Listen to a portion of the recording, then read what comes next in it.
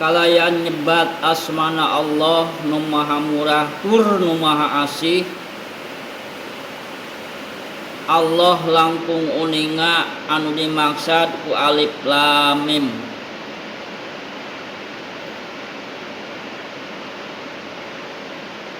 Eta kitab Al-Qur'an teh teu aya karaguan di jerona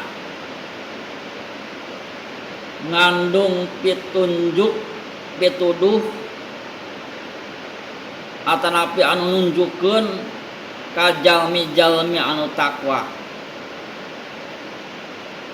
nyaeta anu ngajalankeun parentahna sareng nabihan laranganna. Jalmi takwa teh nyaeta anu iman, anu ngabenerkeun kana alam goib, ayana alam goib, cenah hudang ti pakuburan, ayana surga sareng neraka, sareng anu ngajalankeun ngadirikeun salatnya.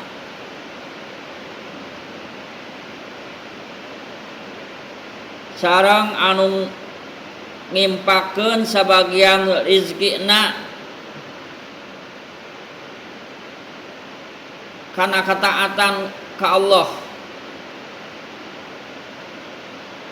Eta anu kahiji. Nu kadua nyaeta jalmi anu takwa teh anu beriman, anu iman kana naon-naon anu parantos diturunkeun Al-Qur'an,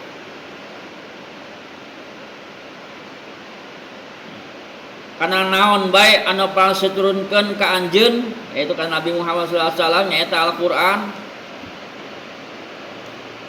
Sareng anu diturunkeun samemeh anjeun, itu samemeh Kanjeng Nabi, nyaeta Taurat, Injil sareng sajabina. Salajengna jalmi nu takwa teh kana akhirat ngayakinkeun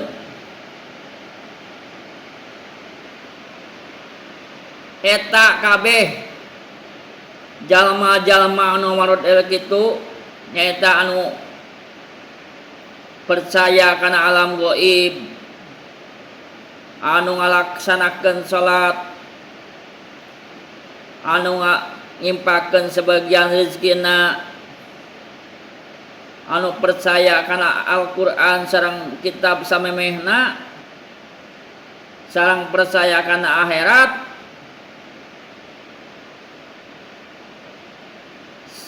sakabehna bakal menang pitunjuk ti pangeran, jeung maranehanana sakabeh bakal digolongkeun jalma-jalma anu baragja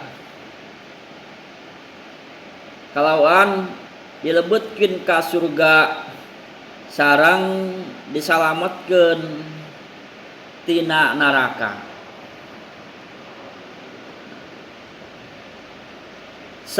Saestuna jalma-jalma kafir seperti Abu Jahal, Abu Lahab sareng sajabina, eta sarwa wae kamaranehanana naha anjeun nyingsieunan kamaranehanana atanapi henteu maranehanana teu iman. Seperti jalma kafir Abu Lahab jeung Abu Jahal mah rek dibere peringatan rek henteu anger wae eta mah. Ya eta ditakdirkeun teu iman. Teu iman teu diparentah teu iman. Jadi parentah mah iman tapi teu ditakdirkeun.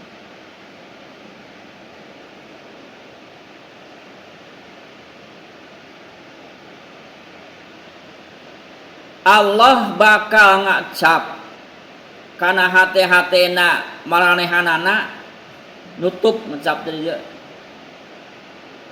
dikunci.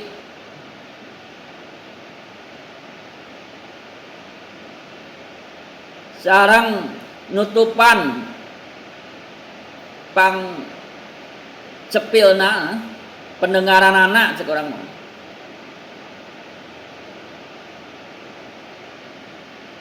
Jadi hatena dicap, ceulina seolah-olah katutupan,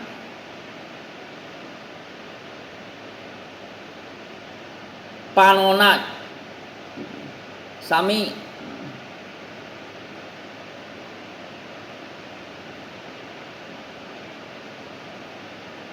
Jadi ditutup hatena, ceulina, matana, maranehanana teu ningali kana jalan hak, kana jalan anu bener.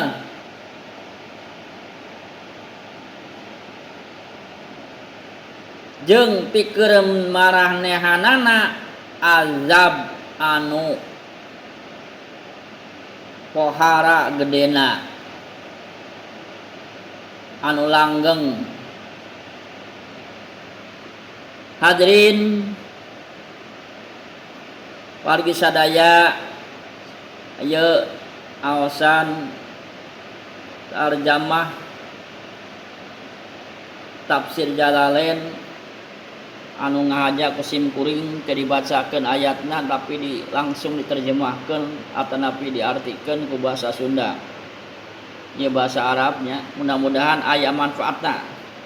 Mungkin dina ieu aosan aya we nu kakirangan seueur sanes aya na dari tawakuf anu bener ti Allah Subhanahu wa taala, anu salahna tina kabodohan sareng hawa nafsu sim kuring.